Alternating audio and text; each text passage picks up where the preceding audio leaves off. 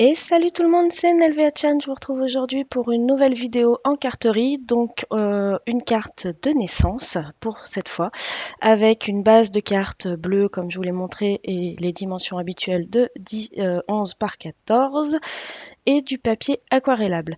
Avant la vidéo, avant de filmer, j'ai gribouillé des petits chaussons pour une naissance, voilà, sur un gros carnet et je les ai reportés sur du calque des deux côtés. On va également utiliser cette planche de tampon Basilike de Scrap Plaisir pour mettre notre petit message texte sur la carte.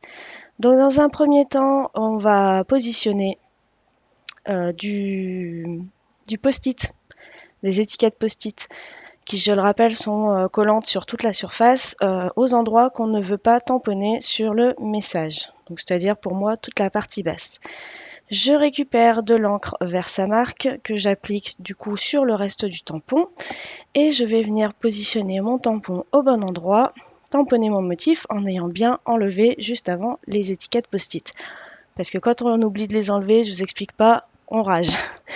Bref, on appuie bien et on va pouvoir venir appliquer la poudre que j'ai choisie transparente pour donner cet effet glossy au texte. Donc c'est une technique de résiste, c'est-à-dire que j'ai tamponné avec une encre transparente, je vais embosser avec une encre transparente, ce qui va me permettre de garder la couleur et la texture du papier dessous. Et quand je vais appliquer par-dessus des couleurs, en fait, elles ne vont pas s'appliquer sur ma zone tamponnée.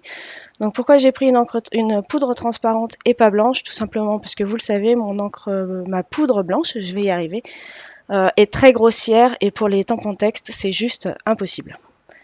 Voilà, donc j'ai récupéré mon petit morceau de calque que j'ai repassé, où j'ai repassé mes petits chaussons qui sont, après coup, je me rends compte, pas franchement droits, mais bon, voilà, on s'en rend pas forcément compte dans le feu de l'action.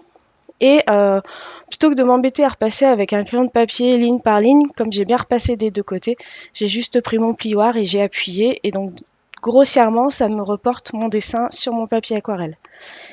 Maintenant, partie un peu fastidieuse de l'histoire, j'ai pris donc ce stylo embossé que j'ai acheté il y a très longtemps et que je n'ai jamais utilisé. Et en fait, le but du jeu, c'est de repasser sur tous mes traits puisqu'ensuite, avec la poudre, comme c'est un stylo à embosser, c'est comme pour la Versamark, ça va accrocher la poudre et il suffit juste de mettre la poudre et de faire fondre comme ici. Voilà, donc c'est un peu fastidieux parce qu'en fait, on ne voit pas où on repasse les traits et le but du jeu, c'est d'éviter de laisser des zones où il n'y en a pas. Mais bon, après, on peut toujours fondre la première partie, puis revenir avec le stylo, etc. etc. Bon, après, voilà, c'est une façon plus longue, mais moins embêtante, on va dire. Donc maintenant, je vais passer à la partie couleur. Donc j'ai choisi de faire j'y arrive pas aujourd'hui, une couleur, non, j'y arriverai pas non plus, une carte à base d'aquarelle. Donc c'est une naissance pour des personnes très importantes pour moi. Et j'avais vraiment envie de leur faire une carte avec un effet fait main. Et pour moi, l'aquarelle, c'est vraiment quelque chose qui justement apporte cet effet-là de travail manuel. Voilà, donc d'où les chaussons dessinés à la main également. Bon, comme j'ai une très mauvaise écriture, je me suis pas aventurée à faire des jolies lettrines, etc. Pour le message. Donc je vais utiliser progressivement différentes couleurs de distress. Donc dans un premier temps, j'ai mis de l'eau sur mon papier aquarelle et ensuite je vais appliquer mes différentes couches au fur et à mesure. Je suis pas extrêmement douée en aquarelle, du coup j'ai oublié de sécher entre chaque couleur. Après je vais y revenir en séchant, sachant que c'est le rendu que j'aurais voulu, mais c'est pas une obligation, hein. On peut faire de l'aquarelle sans sécher les couleurs les unes après les autres, hein. Attention. Donc voilà, donc j'ai changé de couleur, j'applique ma couleur. J'avais pas de plus gros pinceau, ça aussi, ça a été un peu laborieux du coup. Mais bon, bref, on fait avec ce qu'on a et on y arrive.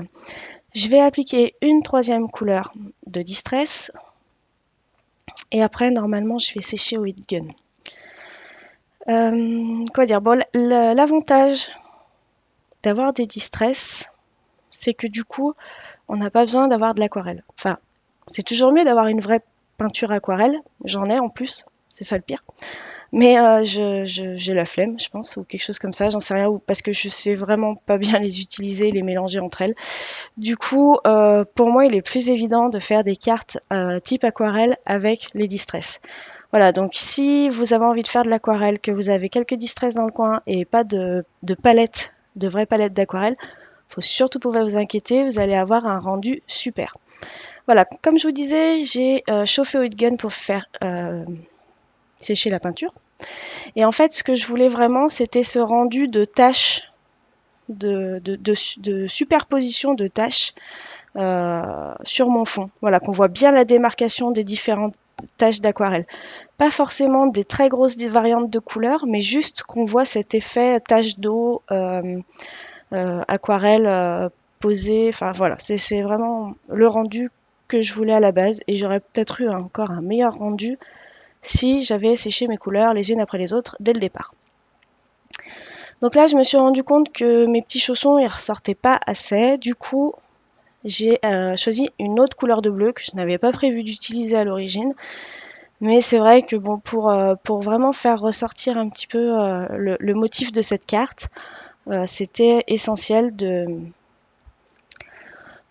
rajouter alors à la base je voulais faire un ombré avec ce bleu là, et puis finalement je me suis dit que ces chaussons là ressortiraient encore mieux en étant vraiment bicolore entre ces deux nuances de bleu. Voilà, je sais pas si je m'exprime bien, mais bon. Dernière étape pour ma carte, entre guillemets, ce ne sera pas fini après, c'est de refaire cette technique avec le stylo embossé.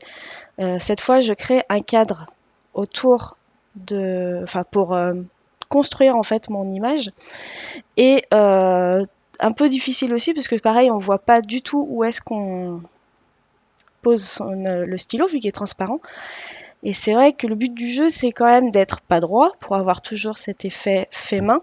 D'ailleurs c'est tout fait main, hein, même quand c'est droit, mais bon. Mais voilà, vraiment pour accentuer cet effet enfantin fait main. Et le but du jeu, c'était quand même que le cadre il soit un peu cohérent de chaque côté. Donc quand vous ne voyez pas, c'est un peu compliqué. Bref, j'ai mis ma poudre blanche et je l'ai embossée. Alors, maintenant, je vais venir poser de la mousse 3D à l'arrière de ma carte. Donc cette mousse 3D, je vous vois venir, non, ce n'est pas, ou alors je ne suis pas au courant, la mousse 3D des Américaines sur leurs vidéos. J'y ai cru. Alors après, ça l'est peut-être, mais je suis pas au courant. Enfin, je suis pas sûre, donc voilà. C'est une mousse que j'ai achetée sur Amazon, un rouleau de mousse que j'ai acheté sur Amazon, qui coûtait beaucoup moins cher que ceux que justement on voit sur les sites américains comme Simons Estampes.